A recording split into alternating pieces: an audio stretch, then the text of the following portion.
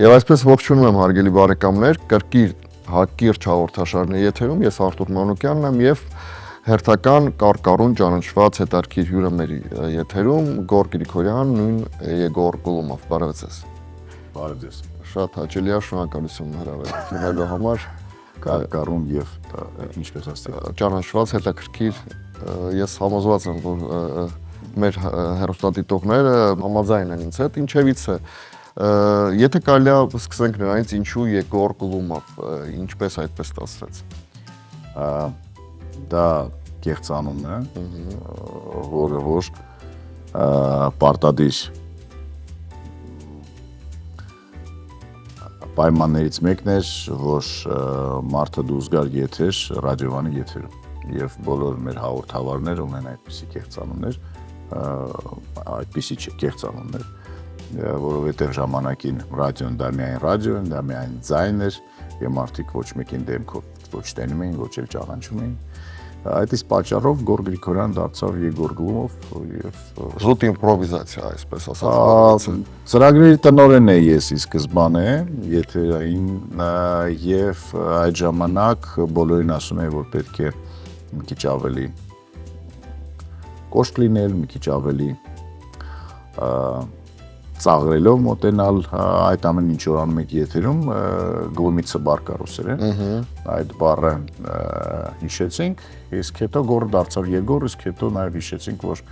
Աստրովսկի հերոսներից մեկի անուն ազգանուն է նաև այդպես բայց դրա մասին այդ ժամանակ չենք մտածում հետաքրքիր է բազմազավակ ընտանիքում եք մեծացել 5 երեխաներով եւ ունեք հիմա 4 երեխա ընդհանրապես այնպիսի ժամանակներ են երևի թե բարքեր են այսպես ասած child free շատերը արդեն չեն ուզում շատ երեխաներ ունենալ որը որ ինձ թվում է ցավալի է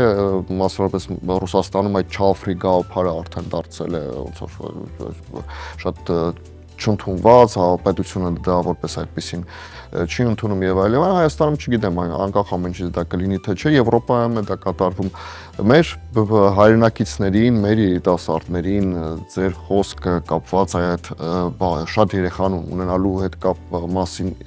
ինչն է իմաստը ընդհանրապես շատ երեխա ունենալու, բազմազավակ ընտանիք ունենալու, չէ որ դա որոշակի ձևով կապում է պատասխանատվություն եւ ազատությունն է սահմանափակում իմաստը չգիտեմ ինչն է մենք մեր երեխաներին սիրում ենք բոլոր եւ առհասարակ ինձ թվում է որ յուրաքանչյուր երեխա յուրաքանչյուր բալիկ նոր հաջողության, երջանկության, սիրո պատուհաններ, դռներ, դարպասներ է բացում չգիտեմ միշտ միաժամանակ ներողություն շատերը կասեն նաև խնդիրներ, դժվարություններ, պատասխանատվություն, սահմանափակումներ եւ այլն։ Խնդիրներ, դժվարություններ միգուցե, բայց դրանք բոլորը հաղթահարել են, սահմանափակումներ չկան, որովհետեւ ինչ կա։ Այն առումով որ պետք է գումար աշխատել, պետք է լրացուցիչ աշխատել եւ այլ եւ այլ։ Թվում է որ բոլոր պայմաններում պետք է գումար աշխատել, ուղղակի եթե մարդիկ երկուսով են եւ երեխա չունեն, շատ ավելի շատ գումար կծախսեն իրենց վրա, ըստ երևույթի կունենան էլ ավելի լավ ավտոմեքենա, էլ ավելի լավ պայուսակ կունենա կինը, տղամարդը գուցե էլ ավելի լավ ժամացույց կկրի։ Ես դա համարում եմ անիմաստ մտածածին ինչ որ երևույթ, խնդիրներ եւ այլն, հա։ Չգիտեմ, ամենակարևոր խնդիրը, որը որ երեխաների հետ կապված է մեր երկրում եւ առհասարակ այսօր դա կրթությունն է, պետք է աշխատենք լավ կրթություն տանք երեխաներին եւ սերմացնենք նրանց սեր դեպի գիտելիք կրելու եւ գիտելիք ստանալու։ Դա է ամենադժվարը, բայց եւ ըստ երևույթի ամենաշատը ֆինանսների հետ կապված, բայց փառք Աստծո հասցնում ենք, աշխատում ենք։ Իդեպ կրթության մասին եթե կարելի է նաև զրուցենք, ինչպիսի խնդիրներ կա Հայաստանում կրթության հետ կապված, որոնք որ ակնհայտ երևում է, այնպիսի կարծրատիպներ են ստեղծվել, որ շատ փող ունենալը միգուցե այսպես ասած կրթության հետ այդքան էլ կապ չունի, կարելի է այլ առանց որից է կրթության, չգիտեմ, գումար աշխատել բիզնեսով եւ այլն, իհարկե դա այդպես չէ, ինչպիսի կրթության խնդիրներ եք դուք ակնհայտ տեսնում Հայաստանում։ Նայեք, դուք երկու հարց եք միանգամից բարձրացնում, արդյոք պետք է ունենալ կրթություն, որ գումար աշխատել եւ կրթություն, որ այսօր մենք երեխաներին փորձում ենք տալ։ Գումար աշխատելու համար արդյոք կրթություն պետք չի ունենալ, կան մարդիկ բազմազան, որ դա ապացուցել են, բայց դրանք եզակի դեպքեր են։ Մնացած բոլոր դեպքերում իհարկե կրթություն ունենալը լավ բան է։ Տարբեր եվրոպական երկրներում տարբեր մոտեցումներ են, Ամերիկայի Միացյալ Նահանգներում իրենցը, չգիտեմ, Հարավային Կորեայում եւ Չինաստանում իրենցը, Ճապոնիայում մենք պետք է հասկանանք, որ այսօր երեխաներին պետք չի տալ այն գիտելիքները, որոնք որ պետք է անգիր արվեն, այսինքն եթե ժամանակին դու ինֆորմացիա ստանալու համար պետք է գնայիր գրադարան, գիրք վերցնեիր, գրեիր այդ դեպքից ինչ-որ բան, պահեիր այդ գրածը մոտը, շատակեիր։ Հիմա այդ ամենը շատ հեշտ է։ Հիմա մեկ կլիկ եւ այդ բոլոր գիտելիքները կամ այսպես կոչված գիտելիքները պետքական կամ ոչ պետքական միանգամից գալիս են։ Հիմա մեկ կլիկ 20 տարի հետո միգուցե դուք որպես ատամնաբույժ կարող եք ասել, որ միգուցե մարդ ինչ որ լեզվով կպնի ինչ որ ատամին եւ ստանա ինչ որ ինֆորմացիա միանգամից ուղեղի մեջ կամ հարց տա ուղակի եւ այդ հարցը պատասխանը գա իր առջեւ։ Այսինքն մենք այսօր պետք է երեխաներին ոչ թե սովորեցնենք ինչ որ բան հիշել, այլ մենք երեխաներին պետք է սովորեցնենք այդ ինֆորմացիայի օվկիանոսում գտնել պետքական բաները, ճիշտ անալիզ անել, համեմատել, հասկանալ։ Դա է ամենամեծ խնդիրը կրթության։ Իսկ ես ունեմ 4 երեխա տարբեր տարիքի, համալսարանը ավարտած, համալսարանը ավարտող, դպրոցը ավարտող եւ դպրոցում դեռ սովորող։ Այսինքն արդեն ունենք մարդ, որը ավարտել է մագիստրատուրա աշխատում է, մարդ, որը ավարտում է այս տարի ընդունվել է մագիստրատուրա գնալու արտասահման սովորելու, երիտասարդ, որը այս տարի խավարտի ուսումը կընդունի կգնա բանակ, 2 տարի անց կվերադառնա կուզի սովորել, թե չի արդյոք չգիտենք, եւ տղա, որը 4-րդ դասարանում է, եւ կարծես թե նույն կերպով բոլորին իրենց սովորեցնում են այն բանաստեղծությունները, որոնք որ իրենց այս պահին չի հետաքրքրում, այն մեթոդիկան, մաթեմատիկայի, պատմության եւ այլն, բաները պետք փոխվել, շատ ավելի ճկուն է պետք լինել, եւ ինձ թվում է, որ նաեւ պետք է ոչ թե սпасել, որ վերևից այդ ամեն ինչնի, այլ բուհերին եւ դպրոցներին ավելի շատ ազատություն տալ, որ ինքնուրույն իրենք փորձել ինչ-որ ճանապարհներ գտնել եւ մարդիկ հասարակություն ունեն այդ հնարավորությունը ընտրելու այս կամ այն դպրոցը, չէ՞ որ մենք հիմա ուզում ենք մեր երեխաներին տանում ենք եւ նրանք սովորում են։ Ժամանակին մենք դի սովորենք կամ գնանք այն մանկապարտեզ, որը մեր տան մոտն էր, մեր շրջանում էր եւ այլն։ Հիմա այդպիսի խնդիր չկա։ Թող մարդիկ ընտրեն, թող Երևանում եւ Հայաստանում առհասարակ տարբեր գյուղերում, քաղաքներում լինեն տարբեր մոտեցումներ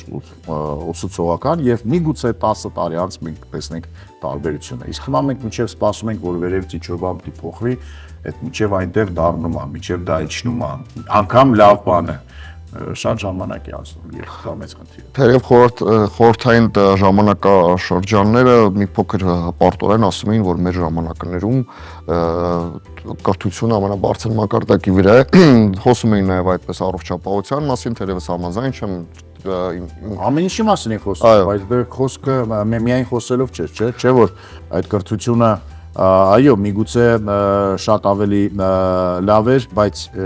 20-րդ դարի համար 21-րդ դարում դա չի աշխատում։ Թերևս խոսքը նրա մասին էր, որ անվճար է առաջին հերթին, թե բուհերում սովորելը եւ այլն։ Նայեք, Արտուր ջան, շատ դեպքերում մենք կեղծավոր ենք մոտենում այդ հարցին, չէ՞ որ մենք ասում ենք, որ բուհերը անվճար են, բժշկությունը անվճար է, բայց մենք գումար ենք տալի։ Կոռուպցիա կար։ Իհարկե, քննություն ստանալու համար մարդիկ գումար էին տալի, բժշկի մոտ գնալու համար եւ բուժվելու համար գումար էին տալի, եւ փաստորեն ասելով, որ դա անվճար էր, իրականում անվճար չէր, կամ բու ընդունելու համար պետք է անպայման գնայր եւ դասախոսի մոտ պարապեիր։ Իմաստությունն է։ Եվ այսօր շատ դեպքերում դա այդպես է։ Այսինքն երեխաները 11 տարի կարծես թե ոչինչ չեն անում, վերջին տարին սենց իրենց շունիկների կամ փիսիկների կամ փղիկների պես ցիրկում կրկեսում ոնց են իրեն վարժեցնում, գնում են քննությունները հանձնում են եւ հաջորդ օրը այդ ամենը մոռանում են։ Անիմաստ տեստեր են ինչ որ լրացնում, մոռանում են, իսկ դա պետքա լինի համակարգ, պետքա երեխան մանկուց հասկանա, որ սա հետաքրքիր է, սա իրեն պետք է գալու վաղը չէ մյուս օրը, այստեղ նա իրավունք ունի վիճի ուսուցիչի հետ, այստեղ կարող է ընկերոջ հետ ինչ-որ բան ստեղծել եւ ներկայացնել վիճելով դասարանցիների հետ, վիճելով, այսինքն ոչ թե դիսկուսիա անելով, Այո, չգիտեմ, այնքան այսօր լայն է այդ ամենը, որ ես իմ կարճ խելքով դա հասկանում եմ, ու ինձ թվում է, որ ինձան շատ ավելի խելացի մարդիկ դա հասկանան, բայց ցավոք սրտի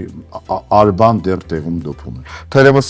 հիշում եմ, երբ որ ես սովորում էի Երևանի պետական բժշկական համալսարանում եւ մինչեւ 3-րդ կուրս մենք ստոմատոլոգիայի հետ կապված որից առարկա չէինք անցնում էինք հոգեբանություն, փիլիսոփայություն, այնուհետև բժշկական որոշակի առարկաներ,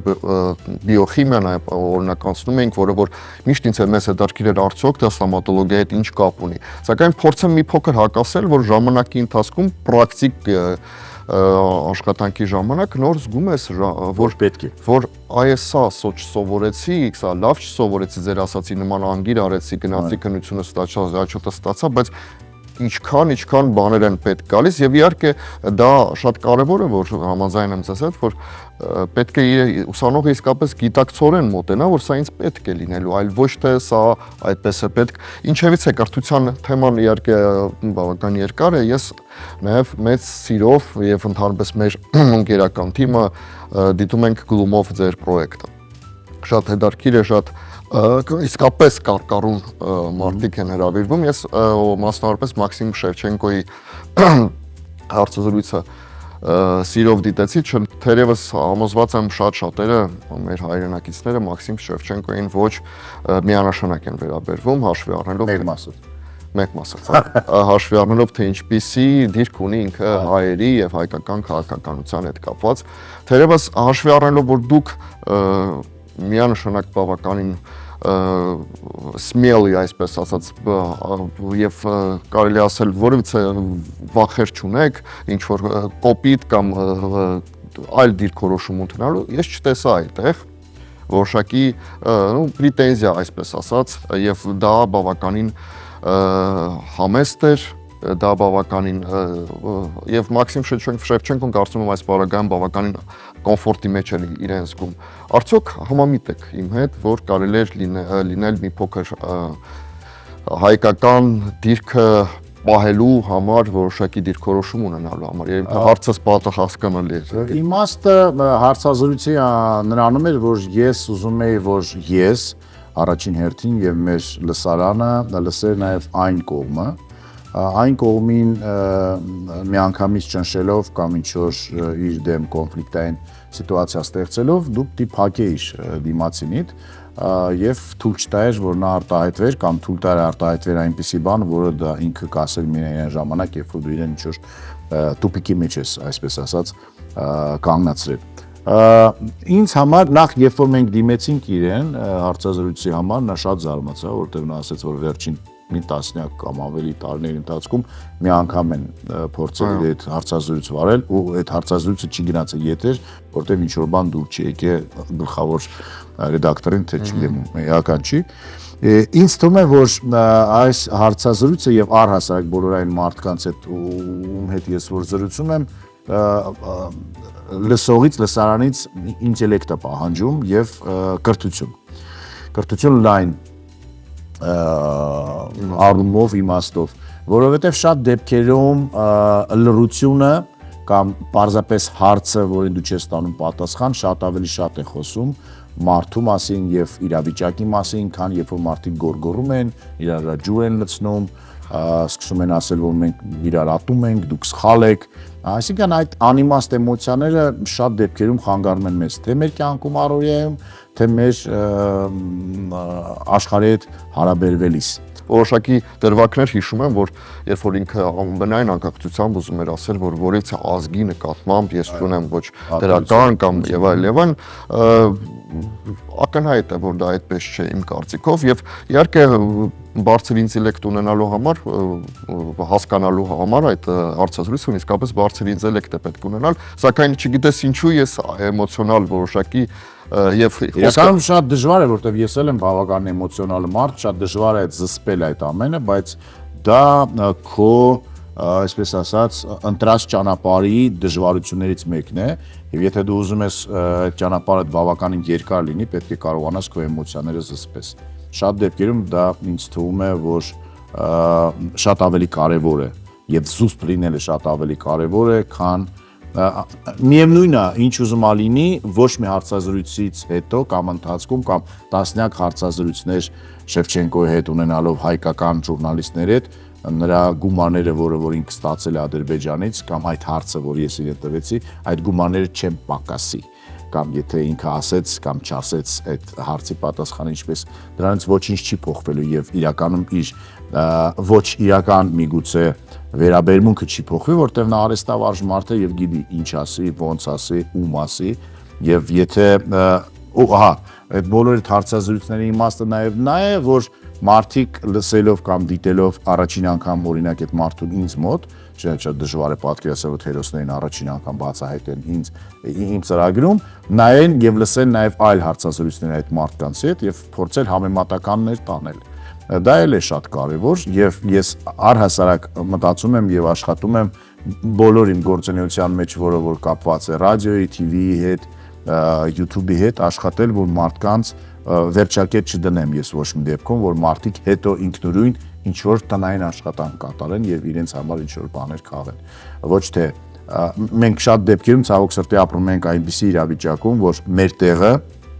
ուրիշ մարդիկ 3 ժամանոց զրույցից հանում են 4-5 կտոր, սարքում են short կամ TikTok եւ կոնտեքստից դուրս եկած ինչ որ բաներ են մարդիկ եւ սկսում է անհասկանալի ինչ որ իրավիճակ ռեյտինգների հետ եւ այլն, դա կարող է ռեյտինգի, կարող է ինչ որ մեկին խորտակելու համար, ինչ որ մեկին աղավաղելու համար, սևացնելու կամ սպիտակեցնելու համար եւ դա շատ սխալ է, որովհետեւ նորից եմ ասում, ինֆորմացիայի աղբյուրները շատ են, եթե դուք ինչ որ միտեղ ինչ որ մի բան լսում եք, փորձեք աղբյուրը գտնել, փորձեք տեսնել թե դրանից առաջ մարդը ինչ էր ասել, իսկ հետո ինչ էր ասել, որ հետո անհետ բաներ տեղի չունենան, որովհետեւ յուրաքանչյուր խոսակցությունը կարելի է այսօր այդպես աղավաղել եւ ներկայացնել, ել չեմ ասում նրա մասին, որ այսօր նաեւ գոյություն ունի արհեստական այդ բանականությունը, որը առհասարակ կարող է իմ եւ ձեր տեղը որոշումներ կայացնել, մեր դեպքերը վերցնել, մեր ձայները օգտագործել, դրա համար մի քիչ ավելի զուսպ եղեք, առհասարակ զուսպ լինելը լավ բան է։ Ուղղակի ցավոք սրտի ես դա հասկացել եմ շատ մեծ տարիքում, երբ որ երիտասարդ ժամանակ լինի, ել ավելի զուսպ, միգուցե ել ավելի լավ լիներ։ Զուսպ լինելու, թե ինչպիսի պետք է լինեն մեր հայրենակիցները, հայերը, ինչ պետք է փոխեն, դրա մասին մի փոքր հետո կզրուցենք, ինձ թվում է շատ կարևոր է նաև ձեր նման մարդկանց կարծիքը, սակայն մի բան ասեմ, իսկապես պրոֆեսիոնալ ժուրնալիստը նույնպես այնց պրոֆեսիոնալ է նրանով, որ կարողանա այդպես սուրանկյունները մի փոքր հարթեցնել, որպեսզի այո հյուրը փորձի բացվել եւ ավելի ազատ լինել միգուցե, սակայն համոզված եմ, որ կան որոշակի հյուրեր, որոշակի հերոսներ, որոնց հետ որ դուք երբևիցե չեք կուզենա աշխատեք, մասնավորապես երևի թե դրանք հենց ադրբեջանցի ազգության մարդիկ են, թե ես սխալվում եմ։ Դե նախ այդ եթե դիտել եք Գլումովում ունենք նաև ադրբեջանցիների հետ հարցազրույցներ, բացի Գլումովից մենք ունենք լայվեր, էլի մեր YouTube-յան ալիքում այնտեղ էլ կան բավականին շատ չեմ կարող ասել, մի քանիսը մինչև 1 տասնյակ հասնող հարցազրույցներ նաև ադրբեջանցիների հետ։ Չէ, իրականում գիտեք, ես պատրաստ եմ անգամ Ալիևից հարցազրույց վերցնել, Էրդողանից հարցազրույց վերցնել։ Եթե դա ինչ որ օգուտ կբերի մեր այսօրվա իրավիճակից դուրս գալու, մեր այսօրվա առօրյան եւ պատմական իրավիճակը հասկանալու համար։ Նայեք, մենք փոքր ժամանակ բոլորս այնպես ենք դաստիարակվել, որ մեզ ասել են, որ գոյություն ունի մեկ ճշմարտություն եւ վերջ։ Ճիշտը մի հատ։ Այո, ճիշտը մի հատ է։ Ես երրորդ մասում եմ մեծացել այստեղ եւ իսկապես ճիշտը մի հատ էր, ամենայնիվ ժամանակի։ Հիմա պարզում է, որ ճիշտը մի հատ չէ։ Եվ այն ինչ որ դու ասում ես, դիմացինը ճիշտ հակառակ կարող է ասել 180 աստիճանով հակառակ եւ համոզված լինի, որ նա ճիշտ է, հերիք չէ որ նա է համոզված, նրա հետևում միլիոնավոր մարդիկ կարող են կանգնած լինեն համոզված լինեն, որ դա ճիշտ է։ Հիմա այն ինչ որ մենք ասում ենք մեր պատմության հետ կապված, դրա ճիշտ հակառակը ասում են ադրբեջանցիները, թուրքերը չգիտեմ ասում են թե չէ, որովհետեւ համոզված են, որ Թուրքիայի մարդիկ կան, որոնք որ մեր մասին առհասարակ չգիտեն, ինչ է Հայաստանը, ովքեր են հայերը, միգուցե լինելով հայ իմանալով անգամ։ Դա այլ խնդիր է շատ ավելի կարևոր։ Եթե արդյոք ներողություն համոզված եմ էկրաններից այն կողմ, արդյոք ադրբեջանցիները ինչ որ ասում են, 5%-ը կարող է ճիշտ լինել։ Չէ՞ որ այդ որ մեր Երևանը մեր չգիտեմ եւ շատ բաներ 100%-ով միգուցե դա սուտ լինի, բայց անգամ այդ ստի մեջ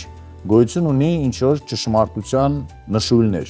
Եկեք չմոռանանք նրա մասին, ինչ են նրանք ասում։ Նորից է դա կոնտեքստից կտրված է, չէ՞։ Եկեք չմոռանանք, որ երբ որ Երևանը սկսում է դառնալ Երևան, մայրաքաղաք, այդ ժամանակ Երևանը հեչ նման չէր մեր այսօրվա վարդագույն քաղաքին, չնայած ես հիմա որ մետրոյի հարևանությունով եկա, այս անհասկանալի վիճակը որ տեսա, նորից ցավով ապրեցի, որովհետև մենք ցավոք սրտի մեր քաղաքը չենք սիրում։ Եվ դա մինչև մենք չհասկանանք, որ չենք սիրում, մենք չենք կարող սկսել սիրել։ Երևան սիրելը չի նշանակում ֆորշի երկերը ցիտելը եւ չի նշանակում որ դուք ձեր մեքենան լվանում եք եւ վերջ։ Եթե դուք բոլորը սիրում եք Երևանը, խնդրում եմ եկեք Սպանդերան մետրոյի հարևանությամբ եւ տեսեք ինչ է կատարվում այստեղ։ Կարծում եմ որ մենք մեկս մյուսին նույնպես չենք սիրում, իհարկե ցավոք սրտի։ Անպագորգոր բառերով սիրում ենք, բայց իրական կյանքում ոչ։ Ասածս ինչ է, որ իսկապես Երևանում ապրել են թաթարները։ Իսկապես եղել են թաղամասներ, որտեղ որ թաթարներ եղել են էլ ավելի շատ, քան հայերը։ Բայց ինչ է եղել այդ ամենի պատճառը, նրանք պատճառի մասին չեն խոսում։ Նրանք ասում են, որ մենք բոլորս գիտենք, կամ համենայնպես ես գիտեմ հաստատ, որ Մասիս շրջանի գյուղերի մեծամասնությունը ապրում են այդ նույն թաթարները, զբաղվում են կանանչի աճեցնելով, անասնապահությամբ եւ այլն եւ այլն։ Որտեղից են հայտնվել դրանք այդտեղ, երբ են հայտնվել, ինչու են հայտնվել, ինչի հայերը չեն հայտնվել, ուր են հայերը տեղի։ Եկեք չմոռանանք նաև նրա մասին, որ չէ որ Հայաստանի այս հատվածը այն պատմական Հայաստանից բավականին հեռու է եղել, կտրված է եղել եւ այլն շատ հարցեր կան, որոնք որ պետք է բարձրաձայնել, խոսել դրանց մասին։ Նաև նրանց հետ խոսել դրանց մասին, որ նրանց է կրթել։ Եվ եթե մենք կարողանանք այնպիսի աշխարհ ստեղծենք կամ այնպիսի իրավիճակ ստեղծենք, որ մարդիկ իրար գոնե լսեն խոսելուց, խոսելիս միգուցե չգիտեմ, ոսկեղենիկ չիմ հայրը, որ գոնե ընկալեն ով ինչ է ասում, շատ ավելի լավ կլինի։ Բայց այսօր մենք ինչի ադրբեջանցի թուրք հային չի լսում։ Հային է ատում, դա է ամենացավալին։ Հայ տղամարդը ես դա բազմիցս ասել եմ։ Իր տղուն, 3 տարեկան տղուն ասում է, եթե քեզ ինչ-որ մեկը մի բան ասում, քարը վեկա դու գլխին։ Հայ տղամարդը չի կարողանում իր տղային բացատրի, որ չի կարելի հայոյանք սովորացնել։ Հայը հային իրավունք չունի, առհասարակ մարդուն իրավունք չունի, էլ ավելի շատ հայը հային իրավունք չունի հայհոյելու։ Չէ՞ որ մեր վեճերի 80%-ը սպանությունների, կռիվների հենց դրանից է։ Եկեք չհայհոյենք, եկեք չանպատվենք իրար, բայց ինչ-որ մեկը պետք է սկսի այդ ամեն ինչը։ Հիմա ես չգիտեմ, դա արշավ է, կրթական արշավ է, բարոյական արշավ է, ինչպես կարելի է։ Ժամանակին մեծանալով երրորդ մասում եւ հստակ գիտե, որ աղջկա ներկայությամբ չի կարելի ինչ որ կերպ քեզ պահել։ Այսօր այդ նույն աղջիկները եւ կանանք, որոնց կողքը ես ինձ այդպես չեմ պահել, ինչ ասես Facebook-ում գրում են, ինչ ասես Facebook-ում դիտում են։ Այսինքն երբ որ իրենց ամուսինը իրենց հայհոյում է, դա նորմալ չի, իսկ եթե ինչ որ մեկը հայհոյում է եւ ինքը լսում է, դա նորմալ է։ Այսինքն ամեն ինչ փոխվել է մեր կյանքում, գլխի վայր ենք է։ Եվ մենք այսօր ավելի շատ պետք է մտածենք մեր ներքին խնդիրների մասին, հետո նոր արտաքին, որտեղ եթե մենք մեր ներքին դևերին չհաղթահարենք, մենք չենք կարողանալու պատերազմներ հաղթենք, չենք կարողանալու ունենալ ուժեղ բարակ, որտեղ որ այդ նույն տղաները, որոնք որ այստեղ իրար գլուխ են քարով ջարդել են, հետո գնում են այնտեղ, մեկը ավլում է, մեկը չի ավլում, մեկը ճնշում է, մեկը չի ճնշում։ Ես հենց այնպես չեմ խոսում, ես բավական երկար տարիներ իմ կյանքի բանակում եմ անցկացրել։ Եվ ես դա տեսել եմ այդ ամենը։ Ու իմ համար դա անհասկանալի է եղել։ Ինչպես կարելի է դա այդպես անել։ Չէ՞ որ սովետական բանակում, երբ որ հայերը գնում էին բանակ, կապ չուներ ով որտեղից էր։ Գյումրեցի ես, Արցախից ես, Երևանից ես, դուք դառնում եք մի հատ մեծ ընկերական բռունցք, որը որ պայքարում էր բոլոր այդ չարիքների դեմ, որոնք որ կար սովետական բանակում։ Իսկ հիմա մենք մեր հայկական բանակը ունենք, կարծես թե ամեն շատ ավելի լավ լինեն ու սկսում են կիսվել։ Դու գյումրեցի ես, դու արցախցի ես, դու երևանցի ես, դու երևանցի ես, երրորդ մասցի ես, ես մասիվցի եմ, դու մալացիայից ես, դա ինչ է, ինչ է դա նշանակում։ Վերջերս պացիենտ ունեի, որը որ քահանա էր եւ մենք խոսեցինք, որ մենք միշտ պարծենում ենք 301 թվական առաջի քրիստոնյա ազգ եւ այլն եւ հարցեր մոտս առաջացել արդյոք լինելով այսպիսի առաջի քրիստոնյա ազգ ինչու այնպես ստացվեց որ Աստված մեզ չտվեց այն բարիքները որոնք որ մենք գրեթե երևի թե պետք է ունենանք, արժանի ենք ունենանք եւ պատասխանը Առաջինը մենք ենք բանկետի, ինչի մեզ կրեդիտները չեն տալի լավ տոկոսներ։ Այո, պարզվում է որ մենք այդքան էլ լավ քրիստոնյա չենք իրականում եւ իրական շատ դեպքերում քրիստոնյա չենք։ Եվ շատ դեպքերում ընդհանրապես քրիստոնյա չենք եւ ընդհանրապես չգիտենք ինչ է քրիստոնեություն։ Այո, շատ ճիշտ եք նշում, մեքենա վարելիս սկսած շատ երկրներում գտնվելուց տեսնում ես թե ինչպիսի մենտալիտետ, ինչպիսի մակարդակ կա մարդկային փոխհարաբերությունների զիջում են իրար մարդիկ, շնորհակալություն են ասում, ժպտում են իրար, վերջերս այդպիսի ներողություն են խնդրում իրար։ Արտահայտություն լսեցի մեր հարևանից, որ ես թարթիչը միացնեմ մտնեմ բակ, ամոթա ինչ կմտածեն մեր հարևանները կամ ամրագոտի եւ այլ մեծ հաշվով իհարկե մենք չէ որ պետքա կրթենք ինչ որ չափով նաև երևի թե մեր պայելաձևով առավել եւս եթերի մարդը պետք է կրթի յուրաքանչյուր պետք է անի իր փայ գործը այսպես ասած կներեք արտադրության համար ուղղակի խնդիրը նրանում է որ այդ նույն մարդիկ որոնք որ թարթիչ չեն միացնում բակ մտնելիս եւ ամրագոտի չեն գցում որ գնում են Եվրոպա 2 ամիս ապրում են դառնում են շատ 2 օր ես կասեի 2 օր դու շտրաֆերը վճարում են հասկանում որ դա խնդիր է կողքին էլ ասում են դու էլ արա այդ ամենը եւ ինչ չգիտես ինչու այո մենք չենք սիրում մեր Երևանը մեր Հայաստանը մենք մեկս մյուսին չենք սիրում այդքան վատն ենք իսկապես արդյոք ինչն է բուն էությունը զարգացած չենք կիրճ չենք երևի թե նայում ես նույն այդ իրավիճակներում կարող է գտնվել հենց բուհ ավարտած կամ բացը մասնագիտացում դա կրթությունը բուհ չի կրթությունը դպրոցի լավ գնահատականների չի կրթությունը սկսում է ընտանիքից ինչպես են տանը իրար այդ ամուսինները շփվում վերաբերվում իրար ինչքանով են իրար սիրում ինչքանով են իրար դավաճանում են թե չէ դավաճանում են խափում են գինով ցած գալիս են չգիտեմ ինչ են անում կամ չեն անում իրենց վերաբերմունքը դեպի իրենց ծնողները, դեպի իրենց երեխաները, դու տենց շարունակական դա, տենց գնում է դա մի հատ մեծ ձնա կամ կեղտագրդիկ։ Դրա համար բայց չէ որ մենք կարող ենք իսկապես հպարտանալ օրինակ ներողություն եթե ինչ որ մեկին վիրավորում եմ ի տարբերություն մասնավորապես ռուսի որ մեր ընտանեկան այդ սուրբ իրավիճակը շատ անգամ ավելի բարձր է այսինքն մեր համար բաժանությունը դա այն կարմիր վերջնական գիծն է որը որ մենք պետք է շատենք ռուսների մոտ դա սովորական երևույթ է հա բայց չի կարելի այդպես կտրուկ ասել որովհետև նախ շատ դեպքերում ավելի լավ մարդիկ բաժանվեն քան այդպիսի իրավիճակում ապրեն իրար հետ դա առաջինը երկրորդը ես ճանաչում եմ ռուս ընտանիքներ որոնք որ շատ ավելի լավ են իրենց ներսի հարաբերությունները բոլոր մեր սրբություններով նրանք ավելի շատ հայ են կան մենք իրականում ուղղակի մենք սիրում ենք ամպագորգոր խոսել եւ վերջ ասում ենք Շարլ Ազնավուրը մերն է առաջին գունավոր հերոստացույցը բանկոմատը եւ ան ես տենց շարքել էի անում ժամանակին հետո հասկացա որ Ժորժ ջան բայց դրանք եզակի դեպքեր են իսկական եւ ցավոք սրտի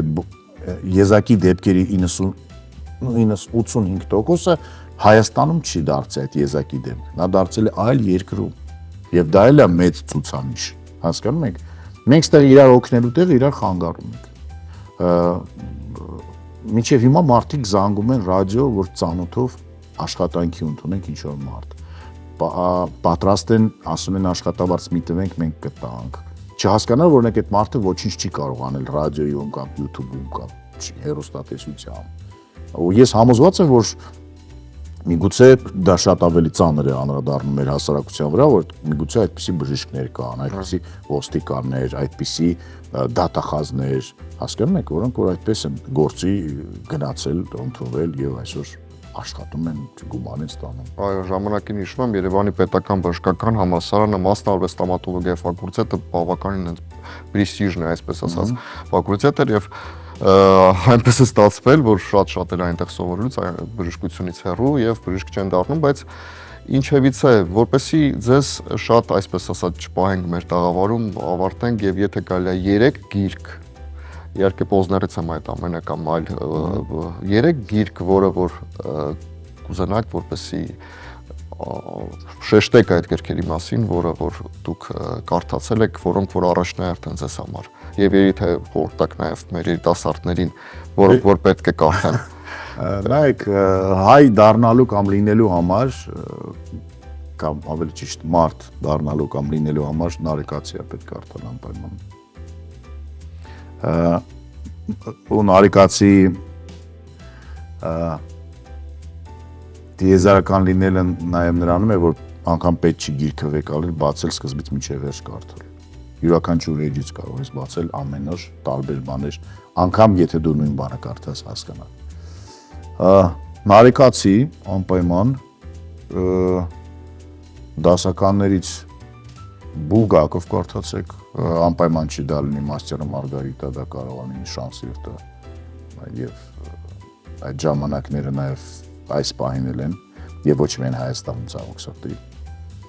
Այո, Բուլգակով իսկապես կարծես թե կրահում էր, թե ամեն ինչ կրկնվելու է, մասնավորապես։ Ինձ թվում է, որ Բուլգակովի նման մարդիկ այսպես ասած տեսել են ապագան կամ այնքան խելացեն է, որ հասկացել են, որ ամեն ինչ կրկնվում է։ Միգուցե մի փոքր թմրամոլ։ Մի փոքր չէ, դա այն ժամանակ նորմա էր բացարձակ եւ մորֆիա այն ժամանակ ապտեկաներում վաճառում էին մարդիկ օգտագործում էին թմրամոլության դերում կտրականապես եւ դա էլ մեր հասարակության ցավերից մեկը որ այսքան հասանելի է դարձել ամեն ինչը դե եթե խոսեցինք դրա մասին եւ այդ էպոխայի մասին նաեւ Կենտիզի եմ խորհուրդ տալի կարդալ Пролетая над звездом кукушки նորից շատ բաներ գիտեք ամեն գիրք կարդալուց մարդը իրեն է փնտրում եւ գտնում է իրեն կամ իր հարևանին իր թշնամուն եթե չկա այդպիսի բան եթե դուք չեք տեսնում այդ գրքի մեջ ձեր արտացոլանքը ուրեմն այդ գիրքը մի կարդացեք դա ձերը չի շատ շնորհակալություն հետաքրքիր էր եւ այսպես բարեկամներ կրկին եթերում էր հակերճ հաղորդաշարը ձեզ հետ Արտուր Մանուկյանն էր կհանդիպենք